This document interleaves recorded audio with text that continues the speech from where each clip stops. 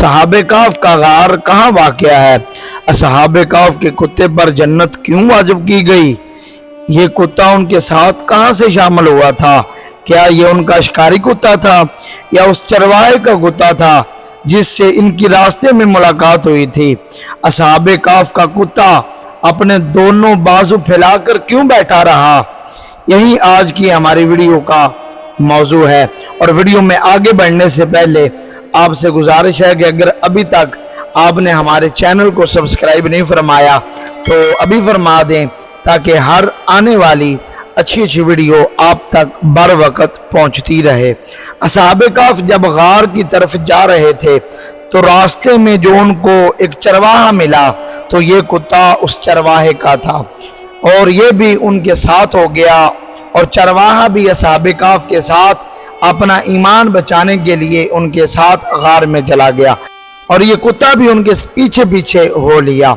हर चंद कदम के बाद वो उसको भगाने की कोशिश करते, मगर इसने उनका पीछा ना छोड़ा।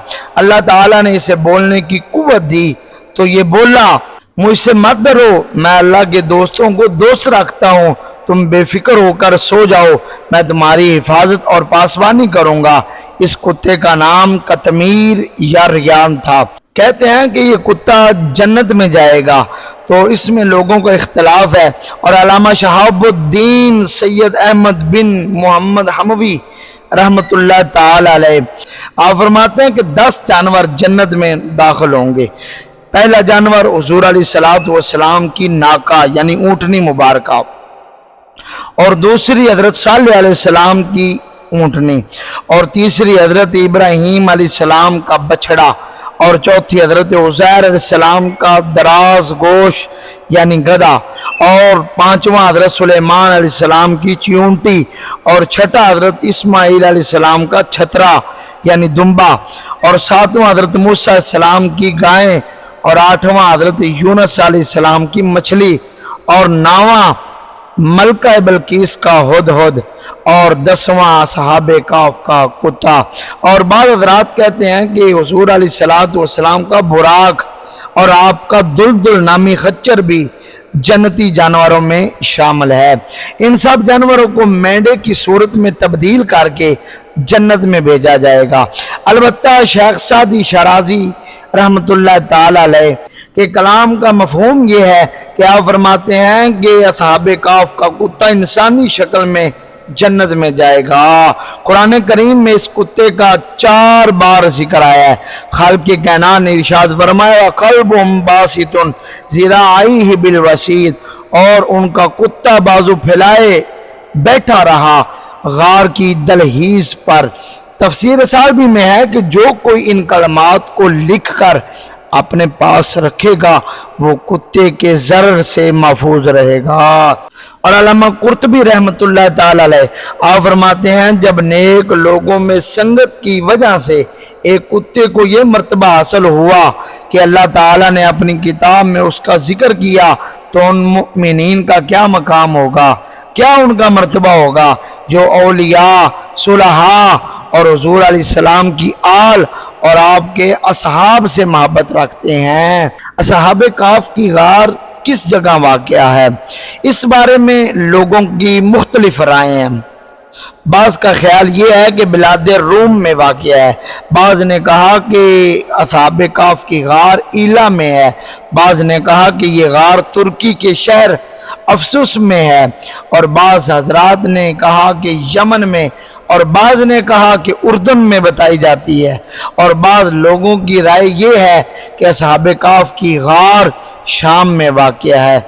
और इमाम राज़ी रहमतुल्लाह ताला अलैह आप फरमाते हैं कि सही ये है कि असहाब काफ का मकाम, उनकी गार का पता ही कोई नहीं है, मालूम ही नहीं है कि वो कहाँ वाक़या है, क्योंकि ये बात अकल से तो मालूम हो ही नहीं सकती कि इसका मुशाहिदा और मुआयना भी मुमकिन नहीं, क्योंकि अल्लाह ताला ने यहाँ ऐसा रूप जलाल तारी कर दिया है कि हैबत के मारे कोई उस गार के अंदर दाखिल नहीं हो सकता, क्योंकि कुरान करीम की रूह से उसमें झांकना मुमकिन नहीं, तो दाखिला कैसे मुमकिन हो सकता है। बहरहाल इससे हमें मालूम ये हुआ कि असहाब काफ की जो गार है उसका मालूम नहीं है कि वो कहाँ है। वो अल्लाह रब्बुल आलमीन के इल्म में है कि वो कहाँ है। और सूरह काफ में है कि असहाबे काफ का कुत्ता अपने दोनों बाजुओं को फैलाए हुए क्यों बैठा रहा।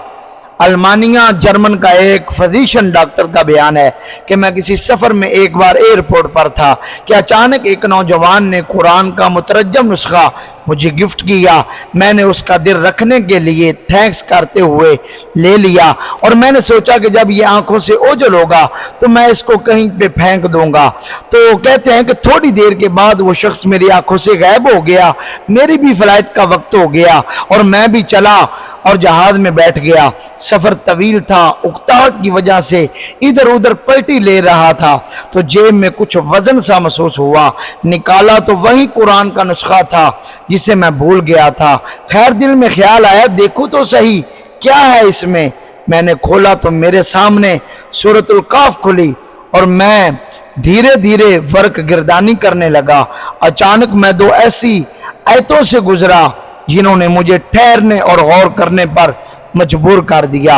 वो दोनों आयतें ये थी, आप देखेंगे कि आफताब बवक्ते तुलू उनके गार से दाएं जानब को झुक जाता है और बवक्ते गुरूब इनकी बाएं जानब हो जाता है और वो इस गार की कुशादा जगह में है। दूसरी आयत ये है, आप ख्याल करते हैं कि वो बेदार हैं हालांकि वो सोए हुए हैं और खुद हम ही इन्हें दाएं बाएं करवटें दिलाया करते थे।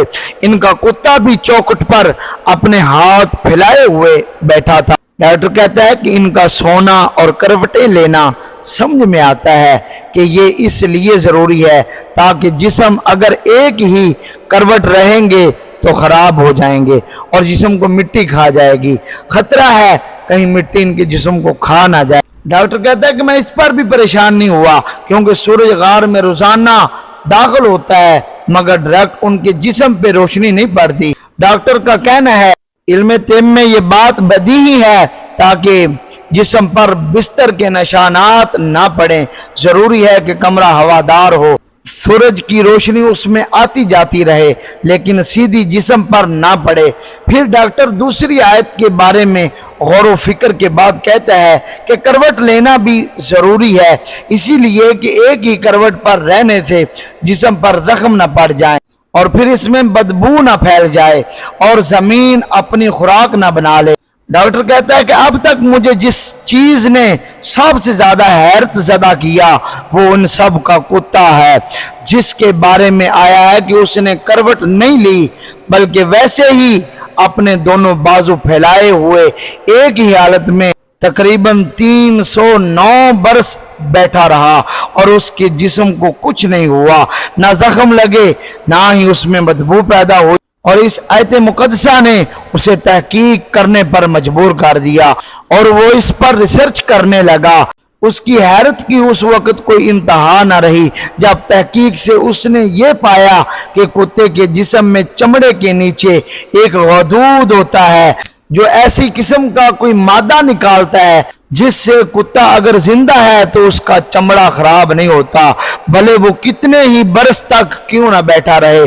इसी वजह से इंसाफ का कुत्ता इंसाफ की तरह करवट नहीं ले रहा था। इस मौजज़ाती आयत करीमा ने उस अल्मानी डॉक्टर को सलाम लाने पर मजबूर कर दिया और वो मुसलमान हो गया। तो अजीज दोस्तों, इससे हमें मालूम क्या हुआ कि जिस तरह डॉक्टर अल्मानी ने कुरान को पढ़ा है, क्या कभी हमने भी इस पर इतनी गौर व खोज की है? क्या कभी हमने भी इतनी रिसर्च के साथ कुरान को पढ़ा है?